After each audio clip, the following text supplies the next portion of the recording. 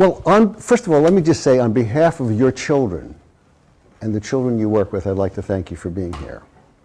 I assume that those of you who are parents are here because you love your children, you care about them, and may have some concerns. And maybe they have some anxiety, and we'll speak to that. A couple of things about me that Barbara didn't mention that might be of interest. I was a worried child myself. And as a matter of fact, I named one of my books The Worried Child because I was really writing about myself. And one reason I was so worried, right through adolescence and into adulthood, was because I grew up in New York City. And I experienced many of the risk factors for the development of anxiety. My neighborhood was known as Hell's Kitchen. So if you don't know the West Side of Manhattan back in the 1950s and 60s, hopefully you've seen West Side Story. Anybody seen West Side Story? That was my neighborhood. It was a culturally diverse community in which I was a minority white Jewish boy in a primarily Puerto Rican and African American community. And it was a violent community. And what's interesting to me is that the world that our children are growing up in today is also violent, but in a different way. It has a lot to do with the media and global events feeling like local events. My parents divorced when I was 10, another risk factor for anxiety, and I had pretty interesting, well, how should I say this, a traumatic childhood. And in these two books, I decided I'm going to come out and tell my story. It would be part of my healing journey. I didn't know it would become a speaking business. It would take me to like Cuba and Hawaii and some exotic places.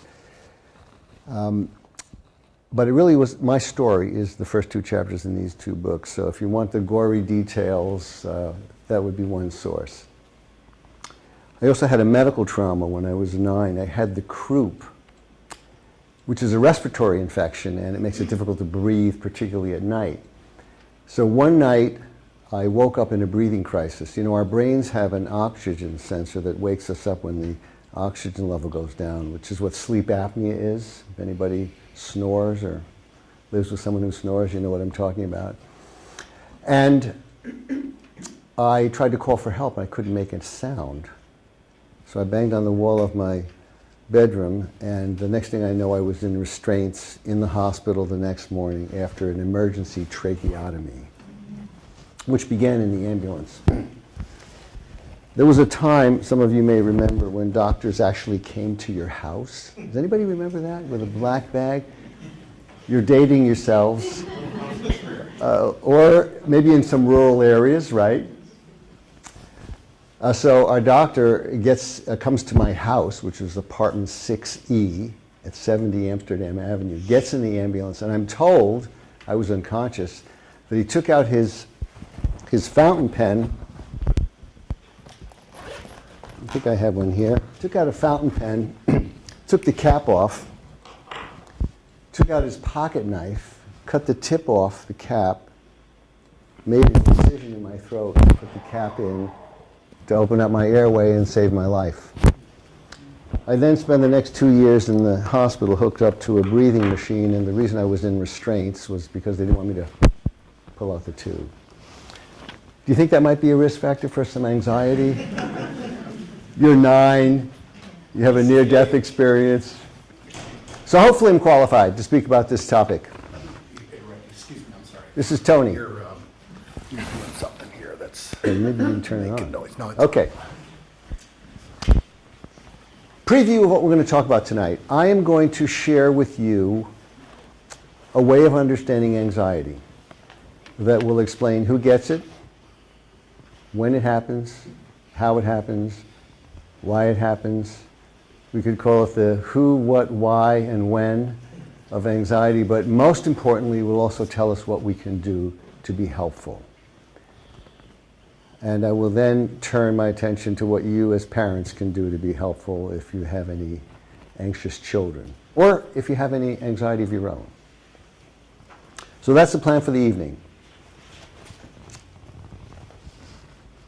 I think this book is not here, but this is for therapists in the room. This is my newest book. It came out just at the beginning of 2017, Clinician's Guide to Anxiety Disorders in Kids and Teens. And this book, I think, is here. It's a case book, mostly teens and adults. But let me start with some language. Let's get on the same page with some language about anxiety. I'm going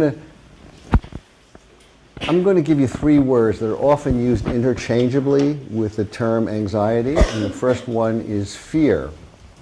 We've been waiting for you. We've saved some chairs for you. Everybody knows what fear is. It is an instinctive reaction to clear or present danger. It's a high arousal state, meaning that in response to threat or danger, there's a release of activating hormones that gear us up to fight, flee, or freeze, depending on your species. In a general sense, we could think of anxiety as the fear response when there's no actual danger or threat, when it's perceived. And that's really what's happening in our world today. Don't you have the feeling that something's changed in the past 10 to 20 years, that there's an increase in sort of threats and danger? It has, again, a lot to do with the media, terrorist attacks, school shootings, natural disasters. And so we have to be thoughtful when we say that anxiety is the fear response when there's no actual danger or threat, because there are dangers or threats, but they're unpredictable. And so in a very general sense, I would say the formula for anxiety is ambiguity, uncertainty, and unpredictability. I remember the former director of Homeland Security, I think his name was Tom Ridge, and he said, it's not a matter of if, it's a matter of when. It's going to happen. We don't know where, we don't know when, and that's the world we're living in.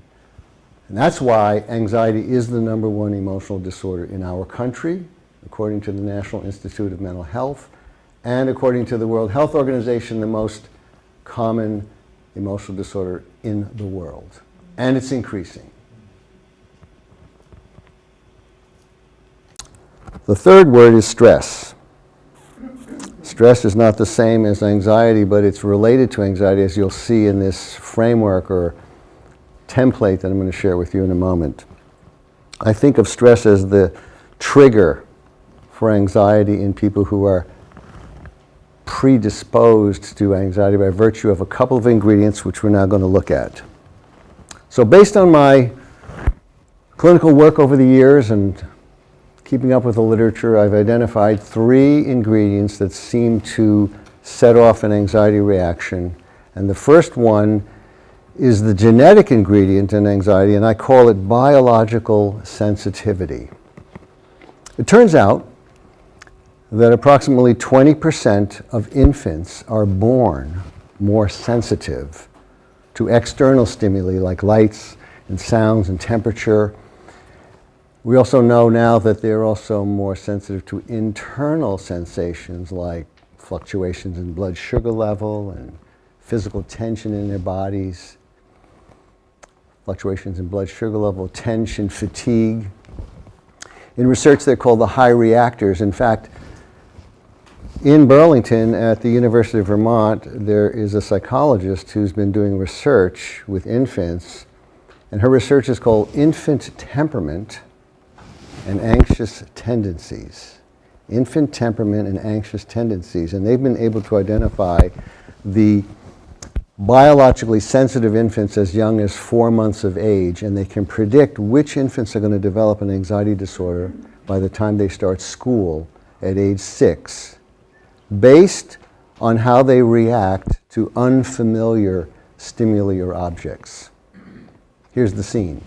It's a laboratory. Typically a mother comes in with an infant and they're presented various unfamiliar objects, and they rate the infants on how they react, high and low reactors. The high reactors are the ones more likely to develop anxiety. Now, Having biological sensitivity doesn't necessarily mean you're going to become anxious. But let me give you an example of biological sensitivity. One of my daughters, when she was young, refused to wear socks that had a seam that goes under the toe. Anybody know what I'm talking about? And we had to cut the labels off her clothes. She was a picky eater. Did you know you can't buy pajamas in the United States of America for children that are not impregnated with a flame retardant chemical? It's a law. She wouldn't wear store-bought pajamas. We had to go to Montreal to buy pajamas for my baby. Well, Montreal isn't that far, but nevertheless, we had to leave the country to buy pajamas for my baby. And she blames it on me. And she's right, because I have it. I know what I'm talking about when I talk about biological sensitivity. I got to carry healthy snacks when I travel. I got to get enough sleep. We'll be talking about some behavioral health strategies for dealing with this. By the way, there's good news. If you have a young, anxious child, there's hope. She is awesome now. She's 35. She lives in Boston. She's the director of a nonprofit organization, but she was my worried child. So that's the first ingredient, biological sensitivity. You can think of it as a temperament. Anybody who has more than one child would agree that each child comes into the world with their own unique temperament. And some of them are sensitive, this kind of sensitivity. So the second ingredient in anxiety are some personality traits that we find common in anxious children and the adolescents and the adults they become, because personality traits are stable over time. Well, what am I talking about? What kind of traits? Well, let me give you a list of the traits that we find common in anxious people. They're often, especially thinking of children, they're often responsible and dependable and have high standards. They might be perfectionistic. They have difficulty relaxing. They're very good at worrying. Very creative imaginations. They like to please. They don't like conflict, so they're conflict avoidant. And they often, therefore, have issues with assertiveness, speaking up for themselves. And they are much more comfortable under structured conditions when they know what to expect. Remember, if ambiguity, unpredictability, and uncertainty is the formula for anxiety, knowing what's coming, structure and predictability really goes a long way to reducing anxiety. Think about that in terms of home life. And we're going to talk about what parents, you guys, can do to reduce anxiety. So that's a clue. Now, since I have this personality style, it can't be all bad, so what's good about it? Well, with the young people that we're talking about, they're often cooperative, high-achieving students, thoughtful. Teachers love them. Teachers might not even know they're anxious, because anxiety isn't something you see, because it's an internal experience, but you can see manifestations of it. You can see the symptoms of anxiety, sleep problems, gastrointestinal problems, tummy aches. You can see behavior problems sometimes as a manifestation of anxiety. You can see social avoidance. Those are various clues. I'll show you a list of clues about anxiety in children. On the downside, they are experiencing higher stress and anxiety than their average peer. They are more suggestible. That means they're more affected by their environment because they're so sensitive. And they're more vulnerable to exploitation by less sensitive peers. More likely to be the victims of bullying than the perpetrators. On the other hand, we know that bullies were victims who are acting out in a cycle. So those are the personality traits that we find common in anxious children and, again, adolescents and adults, because we believe in psychology that personality forms as a result of the interaction between your temperament and your early life experiences. within the family or school and community. Nature and nurture, right? The nurture is the environment that we grow up in, and nature is our temperament, how we come into the world. So what we have here is an anxiety disorder waiting to happen. We have two ingredients. One is the biological or the genetic or the temperament ingredient, and then we have the learned or acquired personality style. So when does the anxiety show up? Well, it's typically in response to stress. And that's the relationship between stress and anxiety. I've just been cued to either raise my voice or turn a microphone on.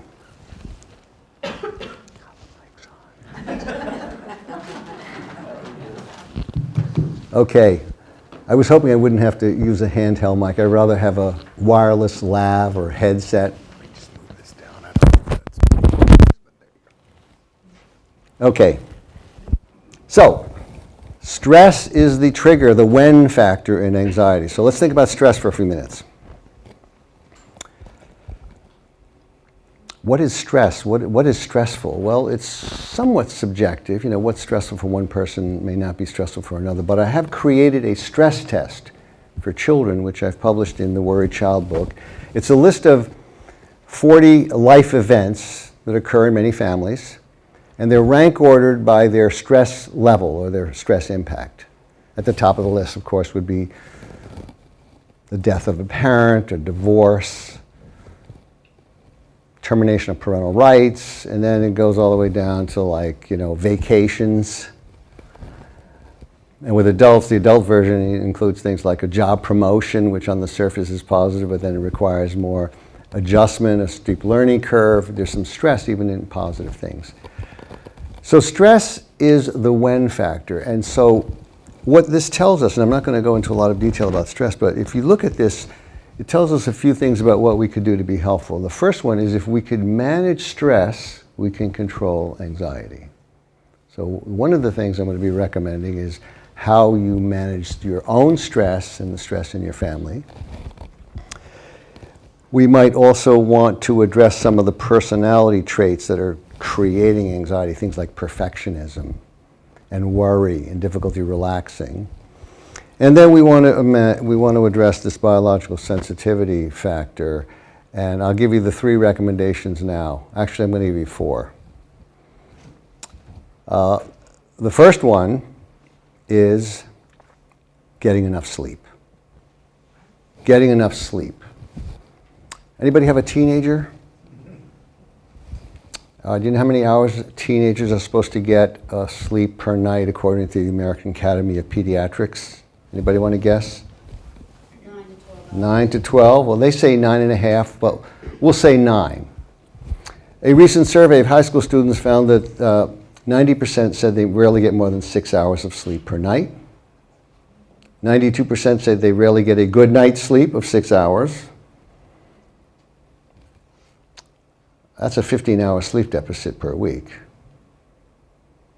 In the same survey, they then asked the high schoolers, what are you doing in the 1 hour before you go to sleep at night? And virtually all of them were on some form or another of an electronic screen. Things that look like this. And things that look like this. Things that look like this. Video consoles. So the first recommendation is getting enough sleep. That's a challenge because people often feel like they don't have enough time to get enough sleep. So we're going to talk about time management. But the second recommendation, and don't shoot the messenger because this comes directly from the American Academy of Pediatrics, and it has to do with managing children's media exposure. This is a hot new topic. Turn off all electronic screens 1 hour before bedtime. Because the light emitted by electronic screens, now known as blue light, short wavelength blue light, is highly stimulating to the human brain, which in itself isn't the problem, but guess how many hours per week children between the ages of 8 and 18 are exposed to electronic screens? Anybody want to guess? Hours per week. We'll have a bid. I'll start the bid, okay? 10 hours a week, going once, going twice. Give me a number. 12. We got 12. 12 going once. Twice. 16?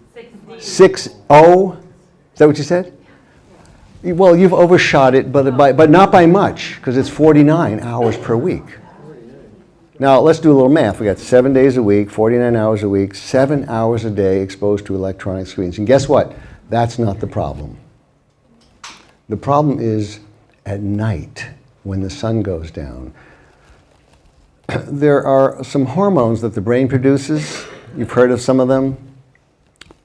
Serotonin, the brain hormone associated with energy and positive mood. And there's melatonin, that brain hormone that induces drowsiness. And the production of those hormones is light regulated, plain and simple. When the sun comes up in the morning, the brain starts producing serotonin. And then when the sun goes down, reverse. Tapers off, serotonin starts producing melatonin. But guess what? If you are exposed to an electronic screen at night, your brain doesn't know what time of day it is and won't produce the melatonin that would induce sleepiness, which is why so many people don't get enough sleep, because they don't feel sleepy even though they're tired. And of course they have trouble getting up in the morning, and that's why Starbucks is opening one new store every single day somewhere in the world. True.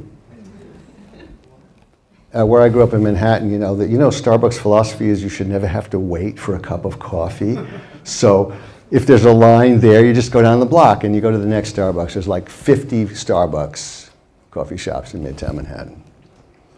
Well, that actually relates to the third recommendation, which is to reduce, if not eliminated, caffeine, and especially for children. We think of caffeine in terms of coffee, but what about those energy drinks that are popular with young people? Red Bull, Aqua Blast, Java Water, caffeinated waters. Do you think an anxious child needs a shot of caffeine? I mean, some of these drinks have more caffeine in than coffee. Coffee has like 137 milligrams of caffeine in high-test coffee. Some of these drinks have like 250 milligrams, and the worst ones are the 2-ounce ones at the checkout counter. But really, we're talking about diet and nutrition. And caffeine is just one obvious area to look at.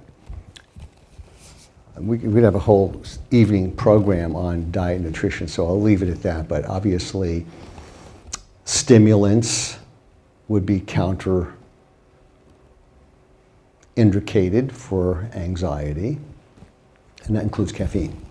Now, the fourth recommendation, so we've talked about getting enough sleep, managing children's media exposure, and we've talked about diet and nutrition. What do you think the fourth one's going to be? Exercise. Of course, exercise, physical activity, to release tension. And by the way, there's a synergistic benefit of exercise on sleep. Exercise during the day helps to improve sleep at night. These all go together. We could have a whole evening presentation on movement and physical activity and exercise. We live in our bodies, and we need to manage our bodies, and that's going to be a big step in managing anxiety. So those are the recommendations for that first ingredient. We won't talk a lot about personality, what we can do, but I might, if they come up in questions, anybody can ask me, well, what do you do about perfectionism? How do you teach kids how to relax? We can talk about all of that. And certainly we'll talk about, I'll give you a sort of a framework, a way of reducing stress or managing stress. So that's the framework for understanding anxiety, 3 ingredients. Now we want to take a look at the symptoms of anxiety. How would we know that our children are anxious? What would be some of the clues, the signs or the symptoms? Well, school avoidance, school refusal, academic decline, difficulty making decisions. Worry and indecisiveness go together. But worry, frequent worry, indecisiveness could be a clue. Problems with attention and concentration. We know that anxiety affects attention and concentration and memory. Somatic complaints. Tummy aches, headaches, difficulty sleeping would be in the category of a somatic symptom. Kids showing up at the nurse's office frequently with various complaints, or not wanting to go to school because my tummy hurts, and that might be anxiety or it might be a stomach ache. And so it's very hard to distinguish sometimes with children, because children tend to somatize their anxiety. They feel it in their body, and they often don't have the language to express their inner experience, their emotions. Sleep problems, I mentioned. Separation issues, we think that by the 6th year of life, typically most children have overcome the separation issue, but sometimes there'll be a relapse under stress when children sort of revert to an earlier stage of development and have difficulty with separation. Behavior problems can sometimes be a manifestation of anxiety. Let me give you an example. What if a child is refusing to participate in an activity that involves social interaction because of social anxiety or low self-esteem or concerns about appearance, body dysmorphic disorder, things like that? Well, it looks like this child is refusing or not cooperating. Sometimes it's misdiagnosed as oppositional defiant disorder. And what it really is avoidance. By the way, avoidance is the most natural coping mechanism for anxiety. That's why I was happy to see people in the front row, because sometimes people don't sit in the front row because they don't want to be observed by other people. In fact, I once gave a talk at a Barnes & Noble store, and the event coordinator said, I don't know why I ever put a front row in. No one ever sits in the front row. I said, well, if you take the front row out, the next row will be the front row. It'll just keep moving back, but some brave souls sat in the front row. So behavior problems might be a manifestation of anxiety because children don't have the language skills. It's unlikely that a child is going to say, well, I feel socially anxious, and so the activity you're expecting me to participate in is really making me uncomfortable. So as my coping strategy, my defense mechanism, I'm going to refuse to participate. And if you don't get it, I'm just going to keep amping it up until you do. And I'd rather go to detention than participate in the activity. That's pretty high level. That's after therapy with me. After therapy with me, then you know what you're feeling and you know how to express it in a more socially appropriate way, in a more effective way. And then, of course, depression, self-harm, food issues, those are clues. There's a very high correlation between depression and anxiety for a number of reasons. One is if we talk about worry, for example, worries are always negative, and the cognitive therapist, this was a sort of a new thought in the 1980s that how we feel is determined by what we're thinking. And if we worry, we're going to feel anxious. And if we think negatively, we're going to feel depressed. Well, guess what? Worries are almost always negative, right? Nobody ever wakes up and says, what if I have a great day? What if the biopsy results come back and there's no problem? What if I pass the test in school tomorrow? Then what? So by definition, worries are negative, so there's a very high potential for depression with anxiety. That would be an obvious example. With social anxiety, when you're avoiding social contact, you become isolated. That would be another reason that you might become depressed, because you become isolated and disconnected from other people. Well, these are clues, these are symptoms, and then there's a list of formal anxiety diagnoses, which we will not spend a lot of time with, but I just want you to see the names of them. If we had more time, I'd take a little walk through and say a few words about each one. But these are the different formal diagnoses for the different kinds of anxiety. I'm going to make 2 points about the diagnosis of anxiety. One is that every one of these conditions is on a continuum, from mild, if not normal, to abnormal. Let me give you a couple of examples. There are some people who are neat and organized, like me. That's not a diagnosis.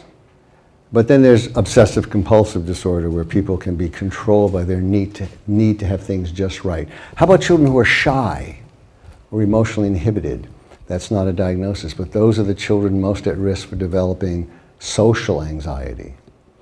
We also know that there are normal worries, and children and adolescents, in a study of 5,000 American children and teens, it was found, these were young people who do not have a diagnosis of anxiety. These were their typical concerns. I'll call them concerns. In order of concern, number one, school performance. Secondly, their appearance, which probably relates to number three, which has to do with social acceptance. Something bad happening to a parent, something bad happening to a friend, and then everything else will lump into a category called global concerns, like terrorism. I've heard climate change, some kids worrying about climate change, nuclear destruction, poverty. These are the normal concerns, so we don't want to pathologize symptoms. We want to look at, for example, for the formal diagnosis of generalized anxiety disorder, which is the disorder associated with worry, it has to be, you worry, it's called apprehensive expectation about one or more things occurring more days than not for 6 months or more. So we're not talking about transient worries, but we're persistent. And the rule of thumb that I would give you for determining the difference between normal and abnormal anxiety in general is very simple. The degree to which it interferes with your ability to function in daily life. If it's affecting your sleep, you're crossing the line. If it's affecting concentration and attention and affecting your academic performance, for example, you're crossing the line.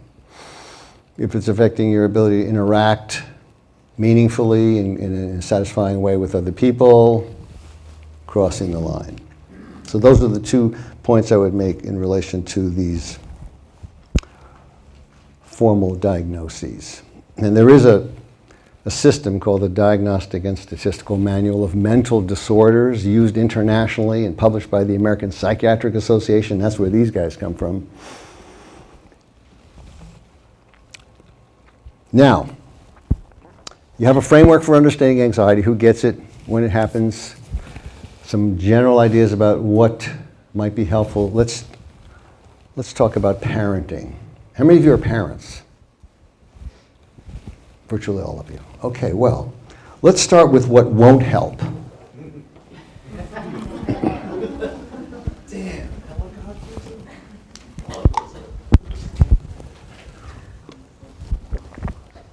If you love your children, and I'm assuming you do, then it's only natural to want to protect them and do things for them.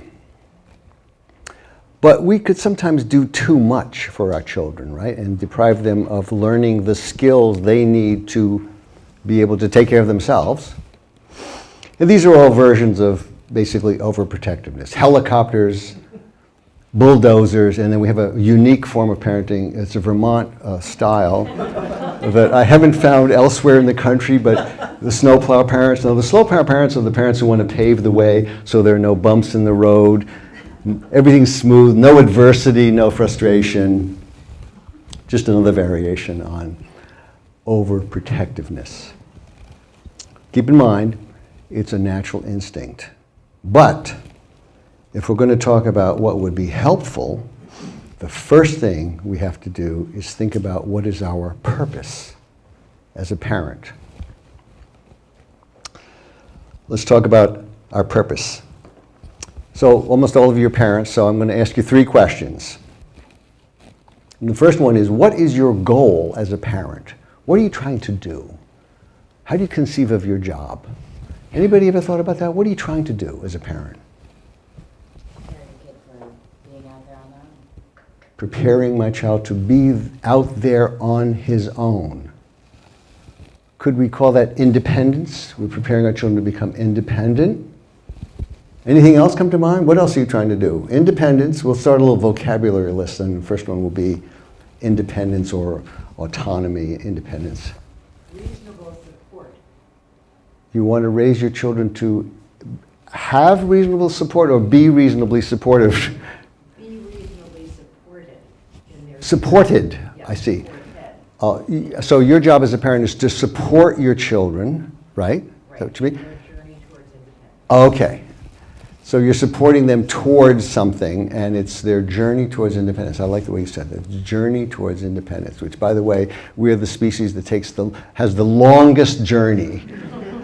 According to an expert on adolescence, and I'm going to block his name in a minute, it'll come to me, he says that it's about a 35-year journey. That adolescence is now about 30 years long. So, independence, what else? Resilience. Resilience. Are you a mental health professional by any chance? I am a nurse. A nurse, well, of course. Resilience. Well, what does resilience mean? It means the ability to bounce back from frustration or failure, to keep going in the face of adversity, right? So, let's keep that in mind. Resilience, independence, Self-worth, self-love. self-worth, valuing the self, self-esteem, sometimes we use the term, high self-esteem, feel good about yourself, and love. Oh, what a concept, happy, happy, how do you know when you're happy? What needs to happen to be, how would you know someone was happy? Well, they're enjoying what they do, they're involved in meaningful activities, they have relationships with other people that are satisfying. So happy, resilient, independent, high self-esteem. Anything else you want to add to the list? Self-control. Self-control. Yeah, I think that would be a good idea. That would be a good skill to have, because to function effectively in the world, you might have various impulses that you have to learn how to control to get along with other people. Anything else come to mind? Empathy. The ability to feel what someone else is feeling, to put yourself in someone else's shoes. You know the term emotional intelligence that's become popular. There's EQ and there's IQ, and empathy is one of the key capacities in emotional intelligence. You want to raise your children to become empathetic. Okay. I'll give you one more, and then we got to go to the next question. A productive member of society. Oh, I've heard that so many times. My job as a parent is to raise my child to be a productive member of society. And what does that mean? That means to be able to contribute to the greater good, to be, and by the way, also means being able to do laundry, cook for yourself, and support yourself, have a job, to participate in society in some way, but even more so to be productive, to be a productive member, to contribute. I saw a couple more hands. I was going to say intelligent. My job as a parent is to help my child develop intelligence. And that could mean a lot of different things. We have emotional intelligence, and then we have self-awareness, which is again part of emotional intelligence. We think of anything else, intelligence as in the ability to understand how things work, maybe. Okay. Okay, one more. Speaking for my friend with laryngitis, perseverance. Perseverance, the ability to... Second things become hard. Yes, the ability to keep going when things get tough. What is the expression when things get tough, the tough get going, something like that? Tough go shopping. Yeah, that's, yeah. We'll leave that out. We'll leave that out. And Paul. Paul. Help them become passionate. Passionate. Yeah. That's important. I like that. To care about something. It could be anything, but to have passion, to be in touch with have energy for something. Oh, okay. So that's a good list, okay?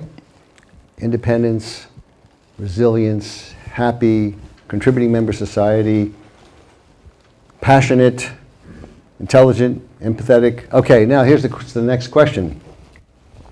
What skills and experiences will your children need to have in order to become independent, empathetic, resilient, passionate? What do they need to experience? I mean, for example, how would you develop... Childhood. What? Childhood. They need to have a childhood. That, boy, you've said more than you realize. But what in childhood? What experiences in childhood do children need to have? Let's just take one of the words from the list here. Let's take resilience. In order to develop, or perseverance, the ability to keep going in the face of frustration or adversity means you have to experience some frustration and adversity and learn how to keep going. And if you get bailed out by your parents, you don't learn that skill. If you want to become independent, that means you have to learn how to make decisions for yourself. Well, how do you learn how to make... sometimes people say, my job as a parent is to help my child make good decisions. So, well, how do you learn how to make good decisions? Well, you make a bunch of decisions, some of which aren't so good, and you learn from the natural consequences of your bad decisions, and that's how you learn. But if the parents are making your decisions for you, you don't get to learn how to make good decisions. You started to get the theme here? Adaptability.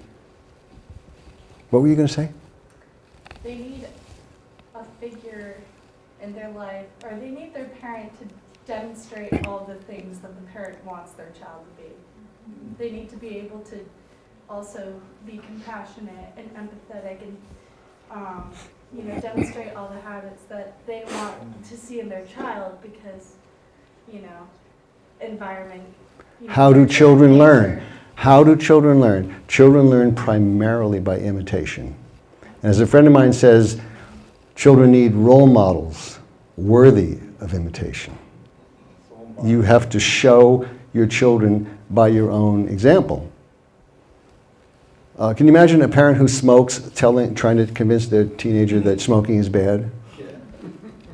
It just doesn't work. You have to be it.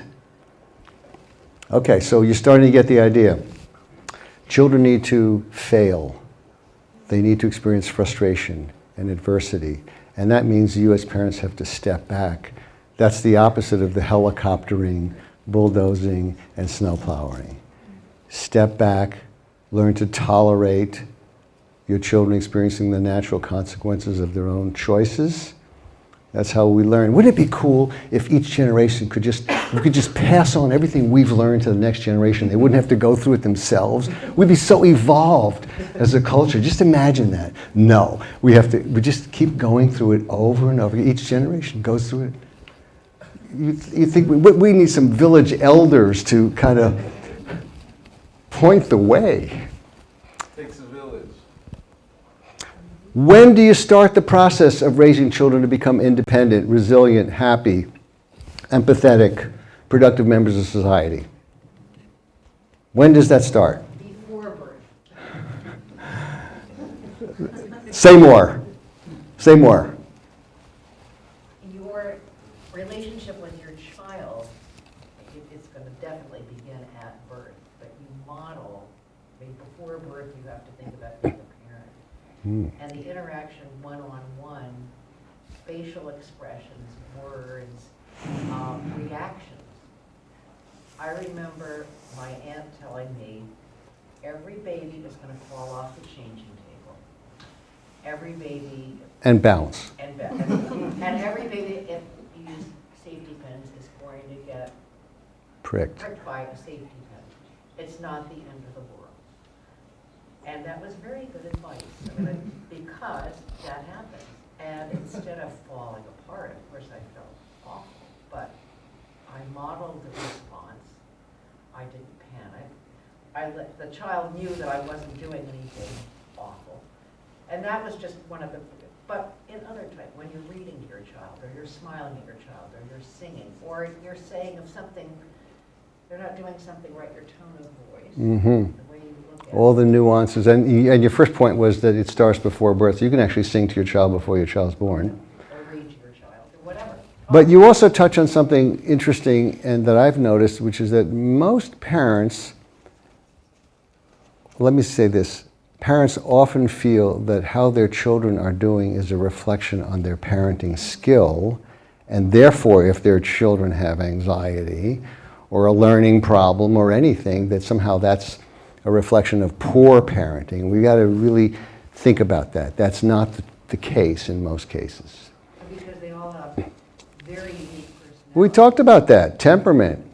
Each has child comes their into, own- and no two alike. No two are alike, no. How could that happen with all the, the numbers of people that are born, and that no two are alike? Each has a unique temperament. I mean, there are types, but nevertheless, each one is unique. So, when do you start the process? Well, the answer is now, if not already. Connect the dots. Your goal as a parent out there in the future is connected to what you're doing right now. And if you're having trouble stepping back and letting go and allowing your children to experience the natural consequences of their own choices, then you're getting in the way. So now is connected to the future. If we had more time, I'd show you a YouTube video that would help you with this, but we don't have time.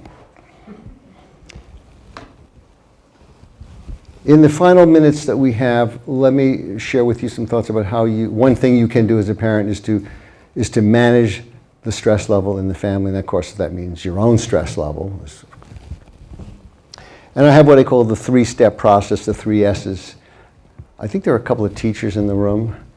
You like my heuristic device, my mnemonic device? 3 steps, each of which begins with an S word.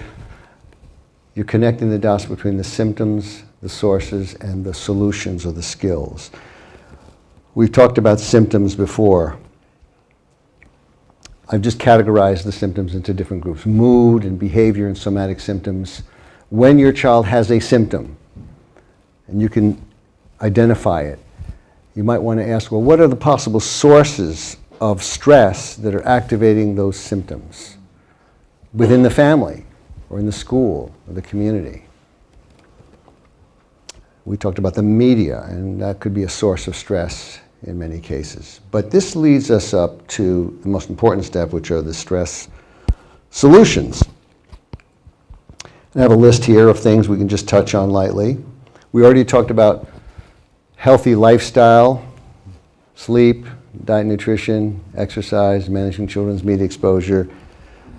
I think for many people, the anxiety and the stress is associated with poor time management, always feeling like you're under pressure. And I'll just share a couple thoughts about time management that might be useful. Anybody ever read a book or heard a book called The 7 Habits of Highly Effective People? Well, trying to think of this guy's name. It's blocking me from a... Stephen Covey. Thank you. C-O-V-E-Y. Stephen Covey's son, as a teenager, wrote 2 books. One was called The 7 Habits of Highly Effective Teens, and then The 7 Habits of Happy Kids. So this speaks to happiness. And they have several concepts that I think make sense, and it's just kind of how I live. And the first idea in their approach to time management is that before you plan your time, before you make an appointment, you should give some thought once in a while to what is important to you, what matters to you. Is your health important to you? With kids, I want to ask them, is your future important to you? Your friends, your family? What's important to you? What matters? Covey uses the term values. What are your values? But I could use the term priorities. What are your priorities? What's important to you? Once you have some clarity about what's important to you, then what follows from that is spend the most time on the things that are most important. So if your school performance is important to you, maybe you would, and by the way, there's a corollary to that, spend the most time on the things that are most important and do the most important things first. So if your school performance is important to you, maybe you'll do your homework before you play your video games. No, I got to play my video games to get in the mood to do my homework. And then Promise I'll do it. right. And then, of course, you get into what we call the flow state, where you lose track of time and you become one with the activity. And then by the time you realize that it's time to do your homework, it's too late. Now you're tired, so you bag it. Of course, you don't want to go to school the next morning because you don't have your homework. And you can see how this could just cascade. Know what's important, do the most important things first, and spend the most time on things that are most important. But also, they say that everything we do in the course of a day can be plotted on a graph that has two axes, and one axis is how important it is, high or low, and the other is how urgent is it. Okay, some things are important but not urgent, like your health. And they say that in their research, people who rate themselves as most satisfied with their lives spend some time on a daily, regular basis in quadrant 2 activities, which are activities that are important to them that nobody else cares about. Most people spend most of their time in quadrant 1 activities, which are things that are important but other people care about, where there's accountability. Urgency also relates to accountability, like getting to work on time or getting to school. But what's important to you that no one else cares about, unless you as a parent cares about? Getting enough sleep, exercise. I have never seen a school where the principal stands at the door in the morning, and as the kids come in, he calls them by their names, looks them in the eyes and said, "How you doing? Did you get a good night's sleep last night? Did you work out this morning? If you didn't, what's your stress management plan for the day? Did you eat breakfast?" There's a movie to this effect called Waiting for Superman. It's really a documentary on the American educational system, and after it depresses you with statistics on the illiteracy rate of high school graduates, it then demonstrates that you can teach virtually any child if you have good teachers, and good teachers, among other things, believe their students can learn and care about them and get to know them and have relationships with them. So just a clue on managing time when no one else cares. That's really the key. If you care, you spend time. Does anybody have any hobbies here? Anybody have a hobby? And that's your hobby, it's your thing, it's your flow activity. Good to spend some time on a regular basis. But don't sacrifice, not at the expense of the things that are expected of you, because then you got a problem. Setting reasonable goals. This is the conversation for perfectionists. Does anybody have a perfectionistic child? Let me give you a few clues on what you can do with your perfectionistic child, how you can help. First thing that I do with perfectionists is I find out something that they're already good at. Could be like a musical instrument they play or a sports skill. And then I say, when you first learn how to ski, play the piano, play the guitar, were you really good at it right away, or did you make mistakes? And weren't the mistakes helpful in learning what to do differently, to how to refine your skill, to practice in order to become proficient? Mistakes are a necessary part of learning. Perfectionists don't like to make mistakes. They will often procrastinate and rather not do something than do it poorly. So when you have a procrastinator, you want to be thinking about what their expectations are, how realistic are their goals or expectations. Sometimes procrastination is perfectionism in disguise. So find out something that they're good at, help them realize that there's a learning process that's involved in becoming good, and that you go through the awkward phase of making mistakes. You also could introduce the idea of enjoying what you're doing and not just focus on how well you're doing it. The process of learning, not just the outcome. So there's a couple of thoughts on perfectionism. Structure and rhythms. Well, this is important because we talked about the personality style of anxious children and adolescents and adults, and we know that they're more comfortable under structured conditions. So let's think about what you can do as a parent to create appropriate structure in the home environment. Any thoughts? What are some family structures or rhythms? Dinner time. Having a family dinner. Do you know that research has found that family dinners help to reduce anxiety, reduce susceptibility to negative peer influence, improve bonding to the family dinners. But turns out that less than 50% of American families have dinner together 3 times a week or more. So it doesn't have to be every night, but most nights we sit together, we turn off the TV, no texting during dinner, and we connect, we communicate, we talk. One of my interns at the Center for Anxiety Care that I direct, she says, my husband has a hobby. He's been studying jobs that are going to become obsolete in the future as a result of technology. And it's a long list, and at the top of the list are going to be things like truck drivers, you know, with driverless trucks. At the bottom of the list, one of the last professions to go is going to be counseling. We're going to be the last people who know how to talk face to face. It's going to be a lost art. But you can learn how to do it by sitting together at dinner and communicate and plan and review. How about a bedtime? You know, our bodies have rhythms. We have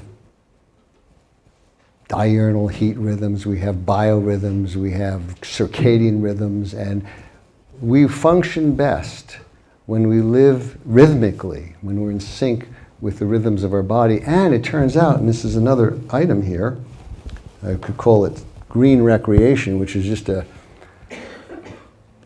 new politically correct term for spending time outdoors. Exposure to the rhythms of nature help to reset our internal rhythms. We sort of always knew it, but now through brain research we can prove it. Anybody ever go on vacation? I know where you go on vacation. In fact, there are 2 places people tend to go. I'm going to whisper them in somebody's ear, and I'm going to ask you where you go and see if I got it right. We met earlier. Yeah.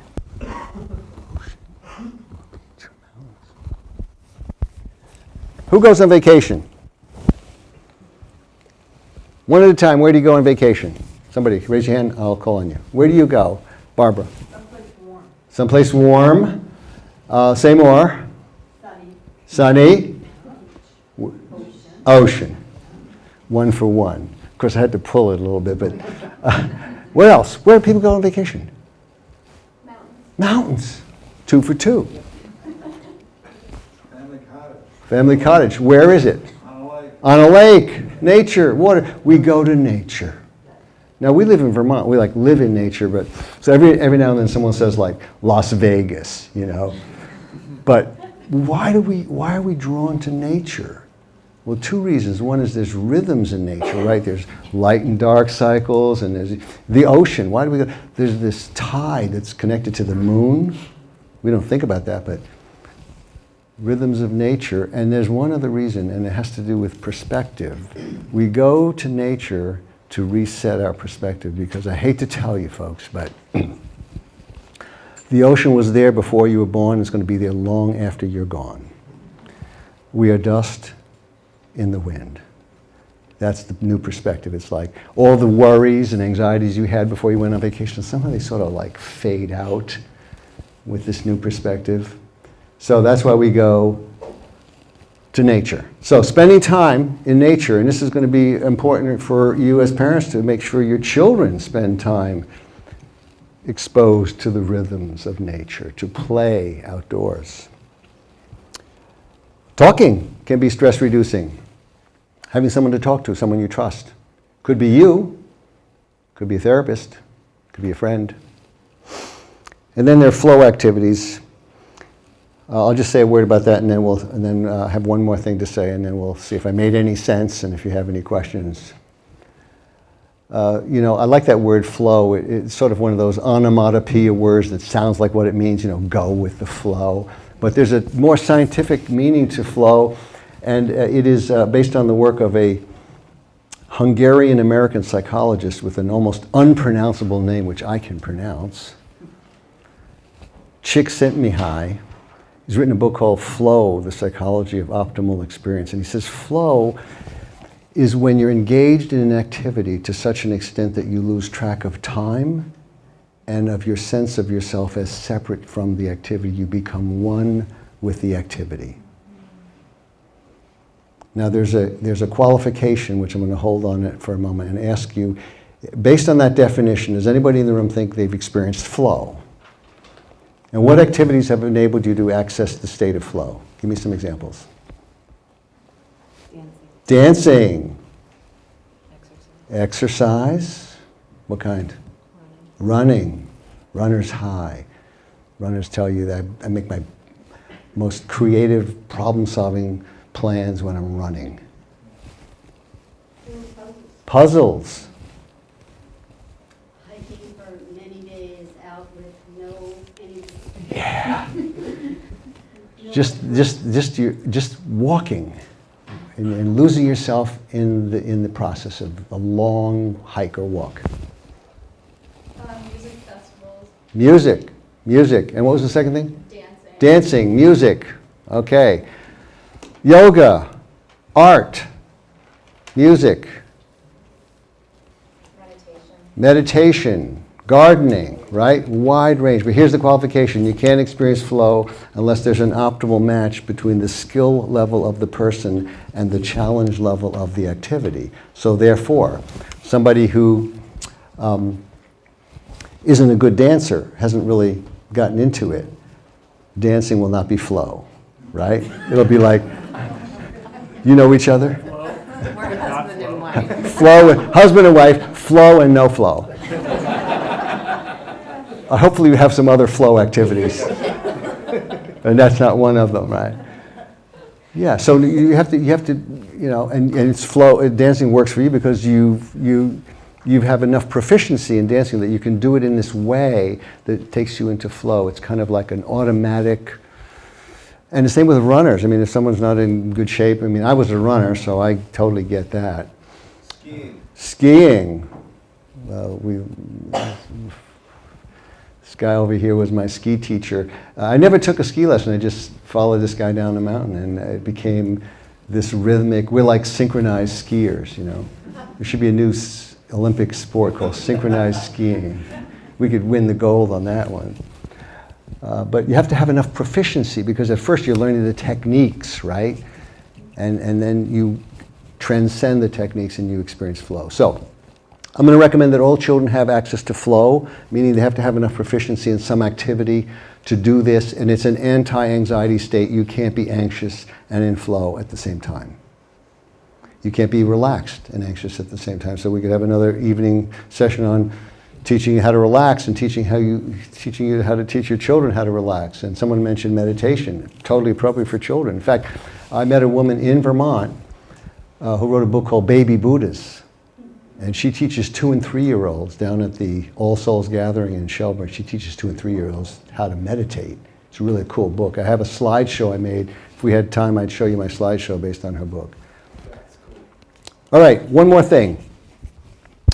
When these things aren't working, when might you refer your child to a professional, a therapist? A couple of them are right here from Hannah's house.